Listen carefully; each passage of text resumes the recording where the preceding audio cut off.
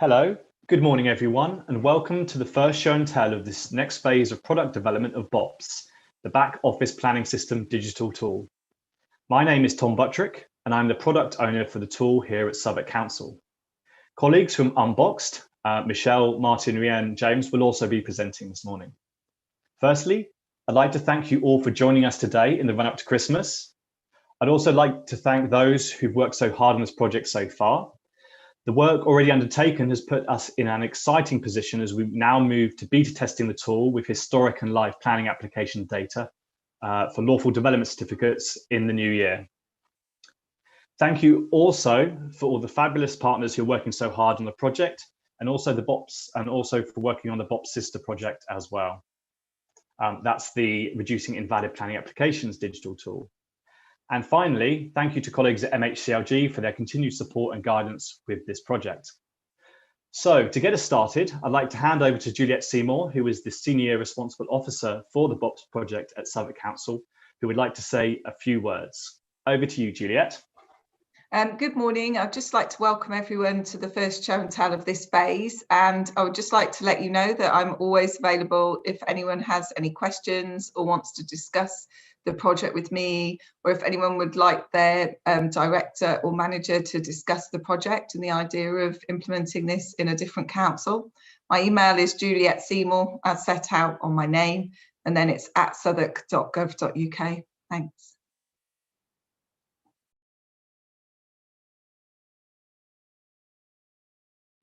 Tom, you're on mute.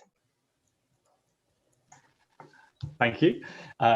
So BoPS, the back office planning system, what actually is it? So BoPS is a new planning system that makes planning data and records easily accessible. It increases efficiency in making decisions on planning applications, and it will fit the needs of planning officers and local planning authorities. So in short, BoPS is a tool to determine planning applications, to make decisions quickly and efficiently, and utilizing new ideas around how we use data. So next slide, please. So where are we in the process of developing this new digital tool? Well, actually, lots of work has been undertaken already. Discovery, exploring the problem in the first instance, the alpha, where we started working on options and hypotheses, and beta, which took place over this summer. We are now at the start of the next phase of beta, where we are working on the MVP that we've built, and we're adding a few more features to the tool and in advance of moving to actual beta testing in the new year. We are, as I said earlier, we are looking to test the tool using historic and live planning application data for lawful development certificates. Next slide, please. So we're all here today in a show and tell this morning. What actually are we going to, well, what is a show and tell and what are we going to be showing you? Now, a show and tell, for those who've seen lots already, is a regular method we use during our projects to feedback on the project process, the project progress of the last couple of weeks of this sprint. And it's an opportunity for you to provide feedback on the demos that we show and the progress that we've made. What the show and tell isn't is an overview of all the work we've done. It's just really a snapshot of the last 2 weeks, and also a signpost of where we're going in the future.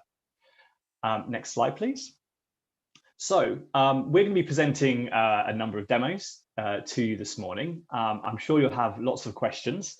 So if you'd like to ask a question, see the link here. You can add your questions at that link. The link is also in the description of the YouTube channel, the video, sorry, that you're now watching. So at any point, do pop a question in there. Once we've got to the end of the demos, we'll answer those questions at that stage. Next slide, please. So, as I said, this is the next phase of development. We've started this phase. We kicked off the phase with an alignment workshop, and back on the 12th of November, and we invited colleagues from partner councils, from MHCLG, who've already worked on the project, and colleagues from Unboxed and at Southwark Council. We worked on a number of things. We did a project recap. We discussed our hopes and fears for the project. As noted, we're some way down, and we're really excited some way down in terms of the project development, and we're really excited now to be moving towards the testing of the tool with live data. So that does raise a few hopes and fears. So we wanted to acknowledge those.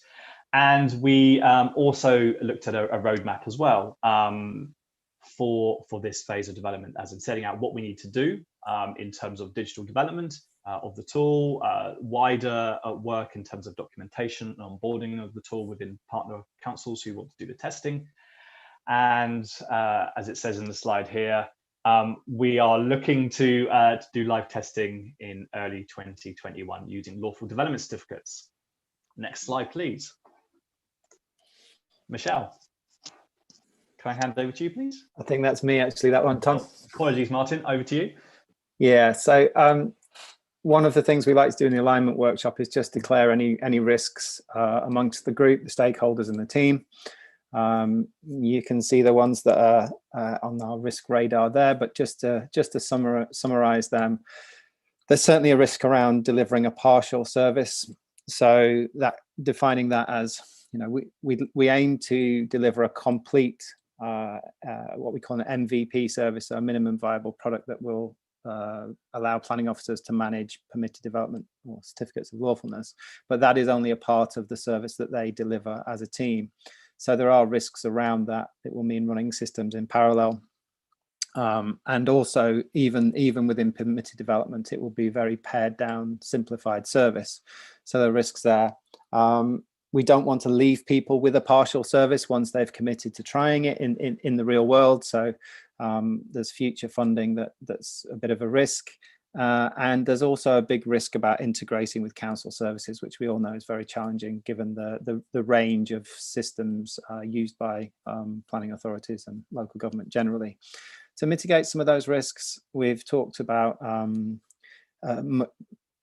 transparency in our decision making and involving everybody in the process of decision making. We work very much in the open. We share our learnings regularly, this show and tell being an example of that.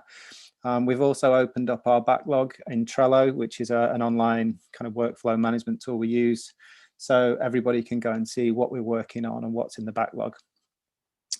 We're really trying to engage people. We've done this right the way through, again, engaging lots of different councils. I think about 30 odd councils have been involved throughout discovery, alpha and beta, but we're trying to kind of up the involvement, the level of involvement. So involving lots of councils early in the process seems key to getting buy-in. And we're also managing a joint risk log with our partner project Ripper. We're very dependent on Ripper for bringing through the applications to our system. Ripper are very dependent on us in having somewhere to send the applications. So the end-to-end service involves both projects, and we're running a joint risk log with them, which are being reviewed on I think a weekly basis at the moment. We started with a sprint zero. The team kind of came together over a period of a week, where we were just getting to grips with the technical landscape.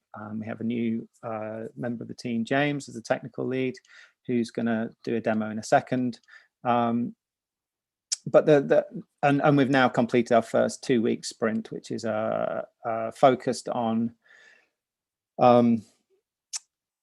splitting out the single application we had so that multiple councils, so having a kind of good, robust platform for multiple councils and ensuring that that each authority only sees application data that's relevant for them. So I'm going to hand over to James now. I think, are you going to take control of the screen now, James? Or I am. Let me just do that. Is that working okay? I'm going to assume that people can hear me and see everything. So yes, hello, I'm James. I'm the new technical lead on this project. I want to talk about 2 two main features that Martin just mentioned. The first one is supporting multiple councils. So when we started, we had the application code that could, handle all of the requests coming in, but it would only work for one local authority, Southwark in this case. And we want to make sure that using the same code base, we can support multiple local authorities. In the first case, we'll be using Lambeth and Buckinghamshire. And there's sort of some interesting technical architecture questions about how we want to support that going into the future. And there was sort of very much a balance between being pragmatic, making sure we deliver something as quickly as possible, whilst also making sure we have flexibility in the future. So there's questions around how do we keep the data separate but sharing functionality, what provides the most flexibility in the future, and what's the most cost-efficient way of doing that, because we don't want to be hosting a different infrastructure and having a different development team across every local authority. So this is a little bit technical, but I think it's interesting around what the architecture we've decided on. So each local authority will be hosted at its own domain name, a subdomain, which is sort of managing this on the DNS level, which is a major, integral part of the open internet. But behind each of those domain names will be the same application code. So we can only have to host it in one place, and we can have one development team managing that.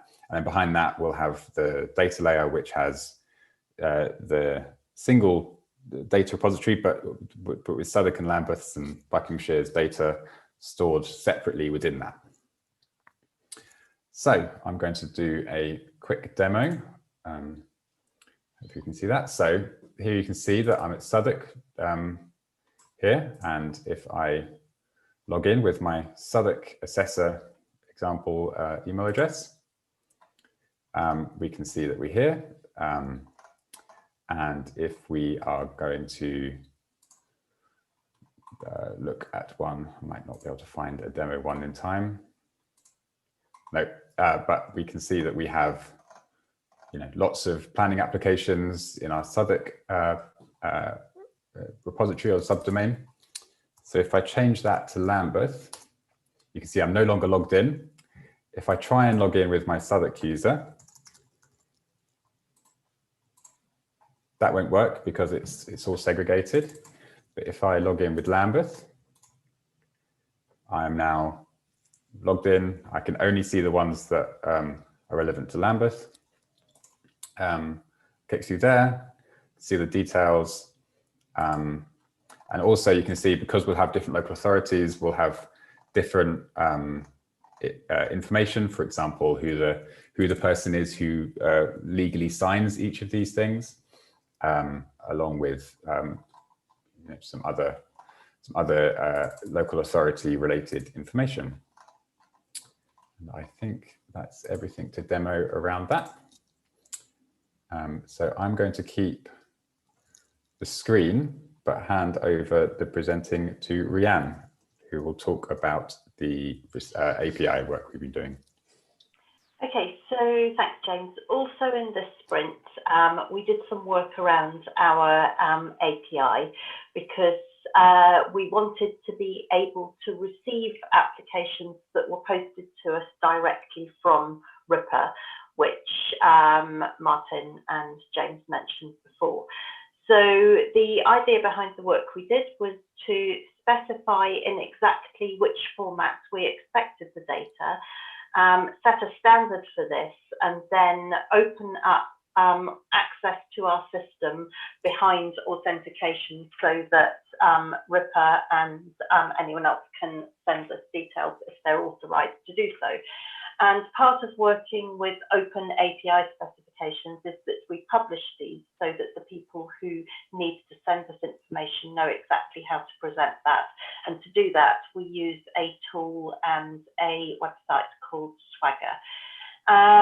So if you can move to the next slide, please, Jane. And we have also created a separate repository which lays out to anyone wishing to send us an application what we're expecting from them. So now we'll move to, if you could just show Postman, please, Jane. Don't be put off by the rather technical look of this. This is application data presented in a structured way, and James is just going to demonstrate sending through an application into our system from an external source. In real life, this would be sent through from a website in which the end user entered their details, and then it would be passed on to us by Ripper. We're just using a simple tool to do this. So as I mentioned, we're behind authentication. So James, if you could just show the authorization tab. This is to prevent anyone in the world from sending us applications. We have this restricted at the moment. And if you can just hit send, please.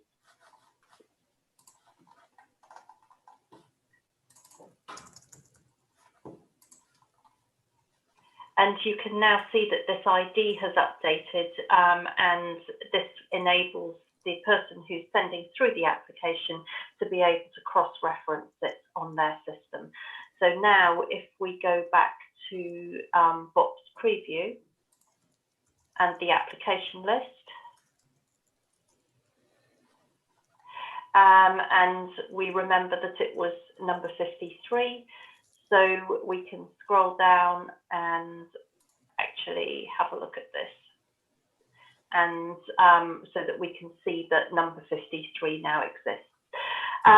So as time goes on, it's also worth showing, as James is doing now, that we've been able to receive and tag documents directly from this submission system. And as time goes on, we'll add further fields as we expand the list of application types that we're able to accept. So it's ongoing work, but this is an important first step. Hand back to you.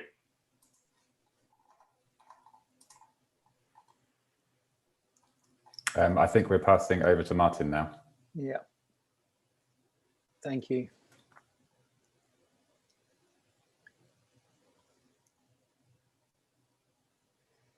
So someone can just confirm you can see my screen. Get involved. Gone too far on my screen. So validating documents. As Rhiannon just mentioned, we are receiving evidence documents from Ripper. One of the things in the time between the first beta phase and this phase, we spent quite a lot of time with Ripper aligning around the two projects, several workshops to just make sure we were going to deliver an end-to-end service. We looked at validation early on in an earlier phase of the project. Certainly in discovery and alpha, we spent a lot of time looking at validation, but within the build phase, we were kind of a little unsure as to what the role of BoPS was in validation, given that the Ripper project is called Reducing Invalid Planning Applications. But clearly Ripper's going to do a great deal to ensure people are applying for the right thing, and that they're providing the right evidence, the right information, and they're providing it in a very well-structured format, which will be obviously very useful, but still there is this task of checking that the evidence that the applicant is providing backs up what they're saying with their application. So I'm just going to show you a prototype here. So this is not working code. This is just prototyping, but you'll see it's very similar. I'll just go into full screen here. So again, not live data. The validation process involves some new status, some status points for the application, which we're working out at the moment.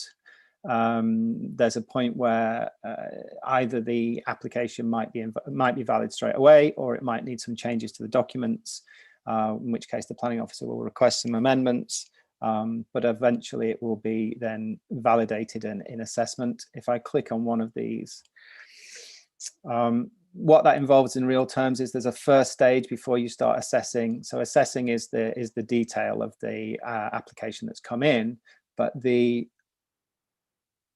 checking the documents is all about really just making sure that the documents that are provided are good, that they've got good, clear scaling on them, and that they actually do illustrate what's been claimed in the application. We had a slightly fragmented way of managing documents, or we currently have a very fragmented way of managing documents. So we've tried to bring everything together in one screen. I'll run through that in a second, but first of all, I just wanted to, this is a new feature which has been delivered, whereby we can say this set of documents is either, we've not yet checked it, so we can't really start the assessment, which would be the default when it comes in, or we've identified that some new documents need to be provided, and we're going to request them, or the application is in fact valid. And obviously we'll need the valid from will default to the application receive date, but it could be updated at a later stage if documents are provided later. So just to look at the way managing some of the documents, if a new document is received from the applicant via an email or something, we can upload a new one here. This will allow us to upload the document, specify the document, the plan numbers that are on there, so any references we need to display on the notification, and also tag with the different tags that indicate what's in the document. Once a new document is received, you might choose to archive an old document, and we have this feature is already built actually where we can say why, and we know there are some changes to this which we've got from testing. So we can archive a document, we can view any archived documents in a separate screen, and this is a new feature we're thinking about to restore archived documents. We probably won't do that straight away because we don't think it's a very urgent feature, but it might be something in future.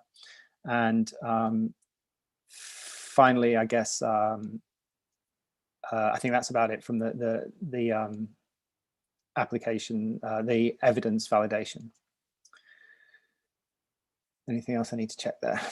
No. So once check documents is complete, you can then assess the proposal and move it through the process. To switch back to the slide deck, let me just make sure I've covered everything. Ah, yeah, it's good point. We've designed this in guidance with some in consultation with some planning officers, but we haven't really tested it yet. We're fairly confident we've got a good handle on the flow, but we do need to do a bit more testing with planning officers before we actually start building it. I'm going to hand over to Michelle, I think. Yeah, thanks, Martin. So yeah, in this last sprint, we have demoed BoPS to Greenwich Council and Camden Council. But going forwards, we would love to hear from any of the councils, any of the planning teams who are interested in learning more about BoPS. We would be happy to come and demo the product to you, but also any planning staff who might want to give some feedback on what we've built so far or the prototype that Martin has just shared. If you'd like to get involved, please give us a shout. The best way to do that is to contact the product owner, Tom. His email's on screen there, but you can also just message us on Twitter as well, and we'll get back to you. Next slide, please. Thanks, Michelle.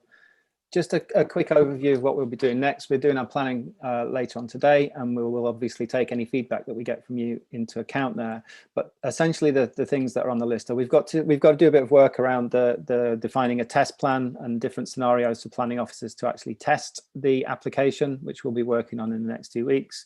We're going to continue to prototype and test the new features. We've got some other things. We know there's a need to withdraw an application, which we've thought a little bit about, but we need to do some more work on that.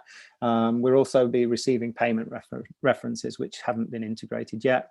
And then the thing that I've demoed to you, ultimately we'll need to start implementing bits of that, not the whole thing, but bits of it that we think are a priority. And of course, the API, we need to do more work. We have a public API which allows people to just see the basic information about the planning applications that are coming through. But we know there are some specific requirements for reporting. So we're hoping to make sure that we have all the fields required for reporting within our API for kind of public consumption and councils and other interested parties. As I mentioned earlier, our backlog is public and you can have a look at it here. Obviously, with a backlog, it's a work in progress. Things move quite quickly, but you'll be able to see what we're working on and what stage it's at in the process. And I won't read through those, but there are some of the things that are in the backlog you'll be able to see. Thank you. as mentioned, Michelle mentioned earlier on, we have this link for asking questions. I think Lauren is monitoring the questions in the background there, and she's going to kind of see if anything's come through. So please ask any questions on this link if you have any. We've got a few minutes to answer questions. Thank you. So we've got a few questions that have come through. So the first one is, please could you demo Ripper and BoPS working together in a show and tell to show the end-to-end process from submission to decision? Will I take that one? Yes, please. Yes, we're very keen to do that, and I hope to have it at the next show and tell. We've been building the API over the last couple of weeks. We've built it; it's ready. We handed that over to Ripper only a couple of days ago. We're waiting for them to do their side of things, and we should be good to go and demo exactly that. Yeah, just to add to that, I attended the Ripper show and tell on Friday. I don't know if anybody was there, but they demoed how it would work from their end. So we're getting closer. I think James used the analogy of the channel tunnel the other day. We're going from one end, they're going from another, and we're going to meet in them. There's going to be a handshake in the middle within the next few days. So we're looking forward to that too. It's a really significant moment for us. Thank you. So the next question is, could a service other than Ripper support an application to your API? I could take that one if you like. Yeah, there's absolutely no reason why not. It's a fairly agnostic system in the sense that, as Rianne mentioned, the API is clearly documented. It's documented publicly. The structure of the information we'd like to be passed is quite clear and quite generic. So in theory, any authenticated application can send us applications. One of the things, obviously the great thing about Ripper is it's doing a lot of work to make sure the application is appropriate and valid. If it were coming from other, maybe less sophisticated application systems, then there would be more work for the planning officers to do to process stuff. It's also worth noting that we're only accepting permitted development applications at the moment, and we have work to do on our roadmap to handle more complex applications, starting with householders, moving through minors and major applications for bigger projects. But in theory, absolutely, the whole point of having this open API and a standardized way of passing structured application data is that we can accept from different systems. Okay, thank you. There are no further comments I can see on Slido, just comments of support. So I don't know if anyone's got anything further they want to raise or ask. Tom, do you want to just wrap up? Yeah, I can just wrap it up. Firstly, thank you to everyone who presented this morning. It's really great to see the latest features moving forward. Really exciting to see the tool working for different councils. Obviously, testing it within different councils is going to be critical for the success of the tool, and we're looking forward to doing that. Just finally to reiterate Michelle's comments around, we're very happy to come to your council to demo the tool, and we welcome any further feedback regarding the tool as we move it forward to testing and beyond. So thank you all. Our next show and tell will be in early January. We'll signpost that on social media and via email, etc. So watch out for that. And I'll just finally just wish you all a Merry Christmas. So thank you very much. Team, we do have one final question that just came through at the last minute. Okay, thank you. Quickly answer that one, and then we'll definitely wish you all a Merry Christmas. Thank you. So the last question is, I guess you might be away from this at the moment, but will redactions to submitted documents be done inside BoPS or in a separate software? I will pick up that if that's okay with everybody. I'm just going to move back. So you see the first item on this backlog is protect privacy of applicants where appropriate. So the current plan is that for MVP, we will add a feature which allows two things. Firstly, you'll be able to specify when a document shouldn't be made public. With householder permitted development, it's unlikely that will happen, but in other permitted development scenarios, we might receive documents, financial documents, things like that. So there will be an option to not make them public. The second feature is we will be able to, within the database, as it were, within the system, to say that some personal information won't be published, won't be made available online. We've got to work out what exactly that means. The one thing I would say is, in terms of redacting, there's a need to redact information. I think as a kind of, there's less, because more information is on PDFs at the moment in the current system. We hope we're going to reduce the need for redaction, but it will, in terms of MVP, it will be done in separate software. If someone needs to actually redact a PDF document, it will be done in separate software, and they will just go through the process of archiving the old document and uploading a new document, as I showed you earlier on. So it's a bit of a workaround at the moment, but we think it will serve the MVP well. Thank you, Martin. So I think that's it. Thank you all. Merry Christmas. Thank you. Bye. See you in the new year. Merry